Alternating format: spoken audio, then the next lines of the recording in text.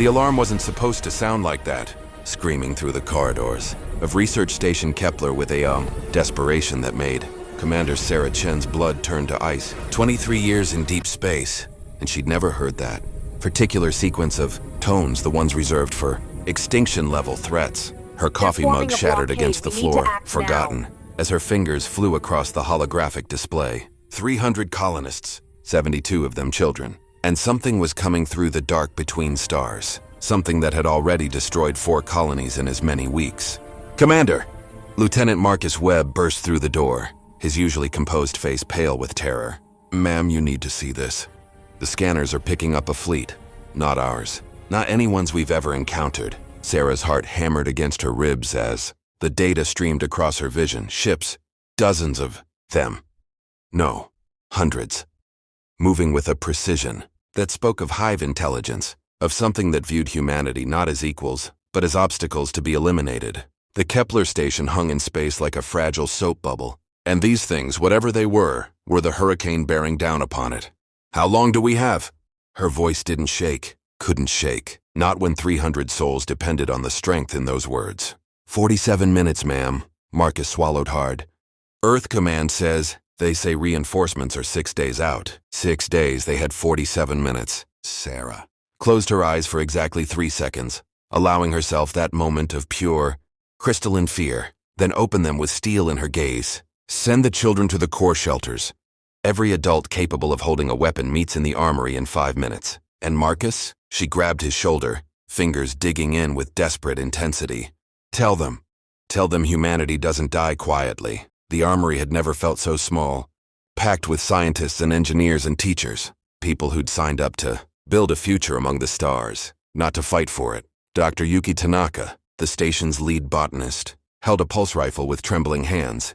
Beside her, Chef Antoine Moreau, who'd made birthday cakes for every child on the station, checked the charge on a plasma torch with grim determination. These weren't soldiers. They were parents, dreamers, ordinary. Humans who'd traveled light years to plant gardens on distant moons. And now they were the last line of defense. "Listen up." Sarah's voice cut through the murmuring crowd like a blade. "I won't lie to you.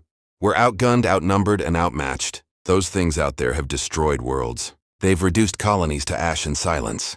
They think we're weak. They think we'll break." She paused, her eyes sweeping across every face. Faces she knew. Faces she'd shared meals with. Faces she'd watched light up with wonder at discoveries large and small. But they've made one critical mistake. They've never fought humans who have something worth dying for. The silence that followed was absolute. Sacred. "Our children are in those shelters," Sarah continued, her voice dropping to something raw and fierce. "Our future. Everything we've built, everything we've dreamed, everyone we've loved, it's all behind us. So here's what we're going to do. We're going to show these bastards that humanity doesn't just survive. We fight, we rage, we make them pay for every inch of space they take. And when reinforcements arrive in 6 days, they're going to find this station still standing because we held the line." A roar erupted from the crowd, primal, defiant, beautiful. Yuki wiped tears from her eyes and squared her shoulders. Antoine kissed the cross around his neck. Marcus loaded his weapon with hands that no longer trembled. They were ready. The alien ships hit them, like a tidal wave of nightmares. Sleek, obsidian vessels that seemed to drink the light from surrounding stars. The station's defense grid lit up the void with desperate fire, but it was like throwing pebbles at an avalanche. Sarah watched from the command deck as the first boarding pod slammed into the outer rings, their impacts reverberating through the station's bones like the beating of a dying heart. "Sections 7 through 12, prepare for contact," she shouted into the comm.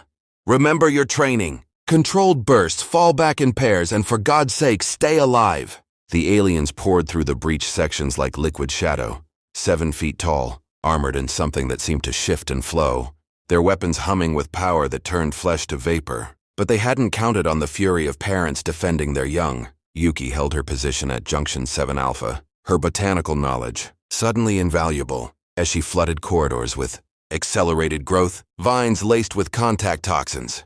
The aliens screamed, and sound that proved they could feel pain, could feel fear. Antoine turned his kitchen into a fortress, using his knowledge of chemistry to create improvised explosives from cleaning supplies and cooking fuel. When the first wave of aliens breached his position, he smiled, actually smiled, and triggered the charges. The explosion took out 17 of them and sealed the corridor. His last words, transmitted over the comm, were, "No one messes with my kitchen." Sarah felt each death like a physical blow. These were her people, her responsibility, her family, but they were winning. Inch by bloody inch against impossible odds, they were holding the line. Hour 32. The station was a maze of smoke and sparking, conduits and bodies, human and alien alike. Sarah's tactical display showed the terrible truth in stark red lines. They'd held far longer than anyone had right to expect. But the aliens were adapting, learning.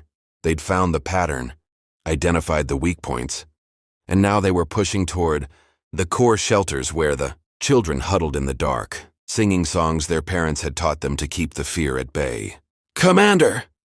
The voice on the comm belonged to Dr. Elijah Stone, the station's chief engineer. He was in the reactor room, and Sarah knew from his tone what was coming next. "I can overload the core. By you, maybe 6 hours. Time to evacuate the shelters to the escape pods. Elijah, that'll kill you." "Yeah." A pause filled with the sound of weapons fire and his ragged breathing. "Yeah, it will. But Sarah, my granddaughter's in Shelter 3, Emma. She's 7. She wants to be a pilot when she grows up." His voice cracked. "I've had 73 years. She deserves her chance." Sarah's vision blurred with tears she couldn't afford to shed. "Elijah." "It's okay, Commander. This is what humans do, isn't it? We protect the future, no matter the cost. Tell Emma. Tell her Grandpa's love is in every star she flies past. And Sarah, make them remember. Make them remember that we were here, that we fought, that we mattered. You have mattered, Elijah. You matter so much." Sarah's voice broke on the words. "Thank you. Thank you for everything." The reactor overload rippled through the station like the heartbeat of a dying giant. Sections 14 through 28 vaporized in an instant, taking 300 alien ships with them. The resulting electromagnetic pulse disabled countless more. Elijah Stone had bought them time. Had bought it with the most precious currency humans possessed. AEY, life willingly given for love. Hour 41. The escape pods were nearly loaded. Children being carried by exhausted defenders who'd held impossibly long. Sarah moved through Shelter 3, helping to organize the evacuation. When she heard it, a small voice, trembling but determined, singing, "Twinkle, twinkle, little star, how I wonder what you are." Emma Stone, Elijah's granddaughter. Her face was streaked with tears, but she was singing, trying to comfort the younger children around her. Other voices joined in, a chorus of innocence in the midst of carnage. Sarah knelt beside the little girl, her heart shattering into 1,000 pieces. "Emma, sweetheart, your grandfather." "I know." Emma's bottom lip quivered. "I heard the explosion. But Grandpa said, he said humans are made of stardust, so he's not really gone. He's in all the stars now, right?" Sarah pulled the child into her arms, letting the tears finally fall. "Yes, baby." "Yes, he is. He's in every single star watching over you. So proud of how brave you're being. Commander Chen." Marcus's voice crackled with urgency. "We've got a problem. The last pod's launch mechanism is damaged. It can only be activated manually, from the outside." The implications hit Sarah like a physical blow. Someone would have to stay behind. Someone would have to remain on this dying station to launch that final pod, to save the last 30 children who wouldn't fit in the others. She didn't hesitate. "Get everyone loaded, Marcus." "That's an order." "Sarah, no." "Marcus, you have a wife in Pod 4. Those children need adults to raise them, to teach them to love them. I need you to do that for me, please." The aliens were everywhere now, flooding through the compromised sections. And Sarah ran like she'd never run before, carrying Emma Stone in her arms toward Pod 7. Her lungs burned. Her muscles screamed. Blood from a dozen wounds painted her path, but she didn't stop. Couldn't stop. Behind her, she could hear the distinctive hum of alien weapons charging. "Almost there, sweetheart," she gasped, her vision tunneling. Almost there. She burst into the pod bay, and willing hands reached out to take Emma. Marcus stood at the pod entrance, his face a mask of grief and admiration. "Go!" Sarah shoved him toward the hatch. "Go!" The doors sealed with a hiss of equalizing pressure. Through the viewport, Sarah could see them, all of them, the 300 souls she'd fought to protect. Children pressing their hands against the glass, adults saluting. Marcus, tears streaming down his face, mouthing words she could read from his lips. "We'll remember. We'll tell them. You'll never be forgotten." Sarah smiled, actually smiled, and moved to the manual launch console. The aliens were in the bay now, weapons raised, moving toward her with lethal intent. She placed her palm on the biometric scanner, and the launch sequence initiated. "This is Commander Sarah Chen. Last log entry," she said into the recorder, her voice steady despite everything. "To anyone who finds this, we were the crew of Research Station Kepler. We were scientists and dreamers, parents and teachers, ordinary people who did an extraordinary thing. We saved our children. We held the line. And I want you to know, I want you to remember, humanity is not measured by the weapons we carry or the ships we fly. Humanity is measured by what we're willing to sacrifice for love." The pods launched in sequence, brilliant meteors of hope escaping into the dark. The last thing Sarah saw through the viewport was Emma's face, the little girl singing through her tears. "Twinkle, twinkle, little star." Then the aliens were upon her. 6 days later, the Earth Defense Fleet emerged from faster-than-light transit to find silence. The alien fleet was gone, fled after suffering catastrophic losses against a single research station. Kepler drifted in space, battered and broken, scarred by fire and sacrifice. Admiral James Corrigan stood on the bridge of the EDF Indomitable, reading the logs with tears streaming unashamedly down his weathered face. The escape pods had been recovered. 300 survivors, every single child accounted for, and the station. The station told a story that would echo through human history. "Sir," the tactical officer's voice was hushed, reverent. "You need to see this." The command center still had power, backup systems, keeping the core online just enough for one final message. Sarah Chen's body lay at the manual launch console, surrounded by 73 alien corpses. She'd fought to the last breath, and in her hand, clutched against her chest, was a photograph. The entire crew of Kepler, smiling at a midsummer celebration. Children laughing in the foreground, but it was the message scrawled on the wall in her own blood that made Corrigan's throat close with emotion so powerful. It was almost holy. "They will grow up. Humanity endures. We held the line." 50 years later, Emma Stone, now Captain Emma Stone of the EDF, Guardian, stood before the memorial at Kepler Station, rebuilt and transformed into the most important military academy in human space. Behind her, 300 cadets stood at attention, the descendants of survivors, the inheritors of sacrifice. "My grandfather died here," Emma said, her voice carrying across the silent assembly. "Commander Sarah Chen died here. 147 ordinary people who became extraordinary heroes died here. They didn't die because they were soldiers. They died because they were human, and humans protect what they love." She paused, looking up at the stars.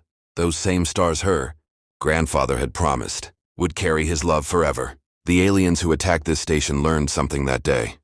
They learned that humanity cannot be measured by our technology or our numbers. We are measured by our capacity for sacrifice, our willingness to stand between darkness and the light, our absolute, unshakable commitment to protecting those who cannot protect themselves. A small girl in the front row, one of the new colony children, raised her hand timidly. "Captain Stone? Were they scared, the people who stayed?" Emma knelt down, meeting the child's eyes. "Yes, sweetheart. They were terrified. But being brave doesn't mean you're not scared. It means you do what's right despite the fear. And you know what? Every night when you look up at the stars, you can see them, all of them. Because my grandpa was right. We're made of stardust, and when we die, we become part of the cosmos. They're up there watching over us, proud of what we've built from their sacrifice." The little girl smiled and began to sing. Soft and sweet, twinkle, twinkle, little star. One by one, 300 voices joined in, the children of humanity, protected by the sacrifice of heroes, singing to the stars where the guardians of Kepler would listen forever. And somewhere in the vast darkness between worlds, an alien species marked human space as forbidden territory. The lesson learned in Blood and Starlight, carved into their collective memory. Humanity fights for its young. Humanity will endure. Humanity holds the line, always.